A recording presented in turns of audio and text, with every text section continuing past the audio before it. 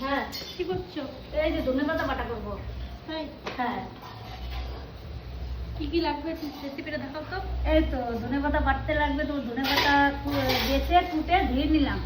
আর রসুন দেবো 3-4 কোয়া মতন রসুন, আর কাঁচা লঙ্কা, 2টো কাঁচা লঙ্কা, আর লাগবে নুন।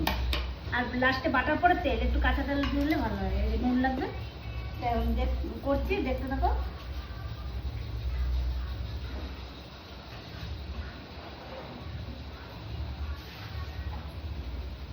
লঙ্কাগুলো দিয়ে দিলাম।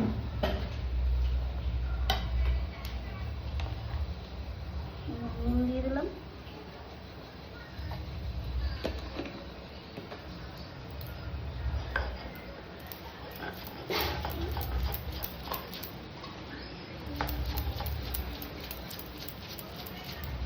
পাটাতে বাটলে বেশি টেস্ট হুম, হয়। মিক্সিতে বাটা জিনিস কিছুই ভালো লাগে না। রান্নার মশলা পাটায় বাটলেই ভালো লাগে।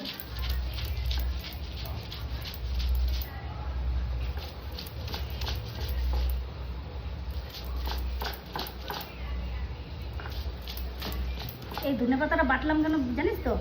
মানে দেশি ধনেপাতা ছিল। গন্ধ যে মানে সেদিনকে দাদা এনেছে, তা সেই দেখেই আমি সোনাইকে বললাম যে বাটা করবো একদিন। ও তো আজকে শরীর ভালো না। হ্যাঁ।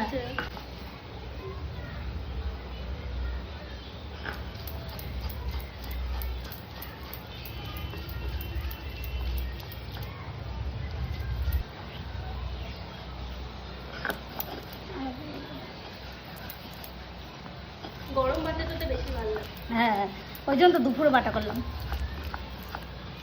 মা, হ্যাঁ, যারা পেঁয়াজ রসুন খায় না তারা রসুন ছাড়াও তো হ্যাঁ রসুন ছাড়াও বাটতে পারবে। ওই যে কাঁচা লঙ্কা দেবে, তোর নুন দেবে, আর ধনেপাতা দেবে। অনেকে টমেটো দেয়, ওইটা বলে টমেটো ধনেপাতার চাটনি। তো এরা টমেটোটা পছন্দ করে না বলে বন্ধু দিলাম না, রসুনটা দিলাম।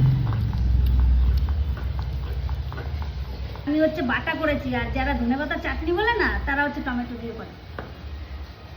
হয়ে গেছে? হ্যাঁ, এই দেখো আমার বাটা হয়ে গেছে। খুব সুন্দর গন্ধ বেরিয়েছে, দেখো। এবার তেল দেবে? হুম।